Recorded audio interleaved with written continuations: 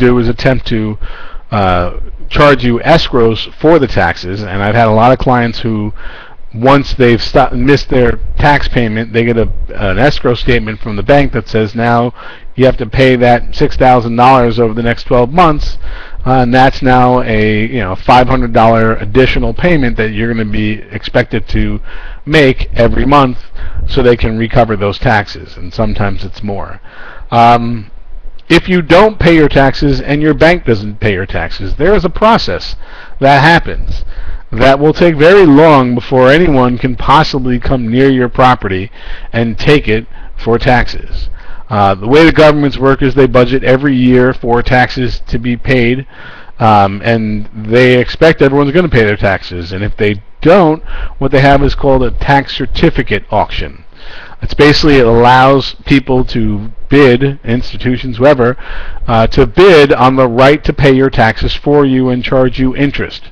The auction is done online, and it basically starts at 18% interest is what they charge, and it will go down to whoever is the lowest, willing to take the least amount of interest. Whoever does take the least amount of interest will then pay your property taxes and hold the certificate. And each year this same process will happen. But it takes 2 years before anyone can try to submit a tax certificate to get redeemed, is what they call it. And what happens is they put in an application for a tax deed sale. And the tax deed sale is like an auction, just like a foreclosure. Same. Actually, they do it online with the same foreclosures. They're all same website. You see the same service. And what will happen is that whatever certificate is made the application will go up, and the bidding will start at the amount to pay off those taxes with all interest, fees, and charges. And then it's just an auction, and whatever is there above the tax certificate will either go to any lien holders, or if there are no lien holders, will go back to the property owner. But the property owner will lose the property if the taxes are not paid by the date of the tax deed sale. That is a absolute defense to a tax deed sale, is I paid the taxes before it. Matter of fact, it's the only real defense to a tax deed sale. So that process will certainly take a much longer time, and depending on whether your servicer will pay your taxes for you or whether you're planning on keeping this property for an extended period of time, will all be factors you should consider in whether you decide to pay your property taxes. Now, let's talk about the condo association. Okay, the condo association, these are your neighbors, and I have a very strong opinion that it is if you're going to pay anyone during this process, you should pay the condo association. There are recent laws that were passed that gave condo associations much more teeth to collect their dues. Part of the problem was that so many units were going into foreclosure and nobody was paying the dues that condo associations were having trouble paying for water and trash pickup, and amenities were not being able to be properly maintained. And what the legislator did was it gave the condo associations first off the power to deny you access to common areas. I've heard of people not being allowed to use the elevators or the pool or the gym. If the property is rented, the condo association can get an appointment of a receiver, which is someone that the court gives an order that says you go collect the rents from whoever's living in that unit and use it to pay off the association fees. So not paying your association dues means that your neighbors and the other unit owners have to pay more. My problem, more so than all of that, is that there really is not a very good defense to not paying your condo dues. I mean, the dues are there. If you don't pay them, there's not going to be a whole lot of argument in front of a judge. That foreclosure will happen much faster than any other type of foreclosure that I see, because the issues are relatively simple. Either you can show you've made all your payments, or you can't. And what I tell a lot of my clients who come to me when the association is the first ones to move on them is I say, don't hire me. use the money you were going to use to hire me now to go cut a deal with your association. Because if you hire me and I start calling their lawyer, what you're seeing now is a lot of these lawyers that represent condo associations do it on a I'll collect my fees from the I'll collect my fees from the unit owners when they settle up. And what you'll see is they'll say, okay, well, you owed $500, but now with my legal fees, because I filed a bunch of forms, basically, now that's $1,200 you owe me, and it will be, a problem. So I think that it's important to keep your association paid. Let's talk about property insurance, okay? Everyone normally should have homeowners insurance on their property. It is almost always a requirement of your bank and your mortgage that they have a policy in place that names the bank as a loss payee. So in the event of a catastrophic, fire or hurricane or flood or whatever atrocities might happen, that there's going to be someone to pay the bank back the money they lent on your property. Now, if you stop paying your insurance, the banks will get a notice from your insurance company saying, I did not get my insurance payment for the year. And what the banks are doing is what they call force-placed insurance. And what that is they get a policy written, and that policy is written by oftentimes what we call a captive insurance company. It's an offshore company that they set up that they can use to get themselves tax breaks and issue these insurance policies, but really they're just lining their pockets with exorbitant premiums. I had one client who didn't pay a $1,200 annual property insurance premium, and she got a bill for a $30,000 force-placed insurance policy.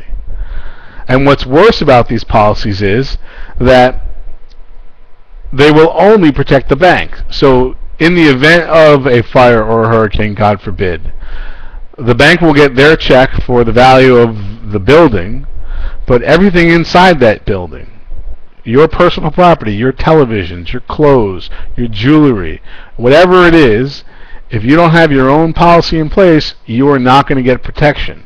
There will be no money to help you replace any of those things. Also, there's issues about, homeowners insurance policies will defend you against lawsuits. If someone comes onto your property and slips or gets bit by your dog, or there's all kinds of protections that a homeowner's policy gives you. And if you don't find yourself in a situation where you're in a lawsuit and you don't have insurance in place, you're going to have to defend that lawsuit yourself and settle it yourself. That's not a good situation to be in. So what I tell my clients are, at least try to find a renter's policy. If you're not going to pay your own insurance, which I recommend that you do, you can usually for a much smaller amount get a renter's policy that will allow you to insure the contents of your unit. So I highly recommend you do that. Now, some people have income-producing properties that have tenants in there, and the question I get a lot is, well, do my tenants have to pay? Yes, the tenants have to pay. There is no defense to a landlord's claim for eviction that the landlord didn't pay his mortgage. It's just not a valid defense in Florida. If the tenant does not pay, my recommendation is to talk to them first. Don't run right to court unless you already know who you're dealing with. But usually what I recommend to my clients is explain to them that you are in a difficult situation because of the mortgage is much more than your house, and you're trying to negotiate something with the bank, and you feel like your best position to negotiate is in the litigation. But that they have protections. And there are protections. President Obama a few years ago signed a law that specifically protects tenants that are in properties being foreclosed. And so long as the tenant's in there paying fair market value for their lease, they're going to have 90 days from either the date of the foreclosure sale or the end of the lease term whatever their lease is for. If they have a 3-year lease, they're going to have 90 days from the end of that lease, provided that it's not someone who intends to live in the property who buys it. And those are much fewer and further between. So there will be plenty of notice for your tenants, and my recommendation is work with them. Try to keep it amicable, or if you cannot keep it amicable, then move to evict them. And in order to evict them in Florida is not very difficult. You file a 3-day notice, giving them 3 days to pay, and after that we file a lawsuit. If they have 5 days to put their past due rent into the court registry, or they lose. The failure to pay rent into the registry is an absolute waiver of all defenses. So it's something to consider, and I highly recommend that if you have problems with your tenants, if you can't deal with them, a lot of times if you are my client, I would be more than happy to call and talk to them, and have had that conversation with several tenants along the way.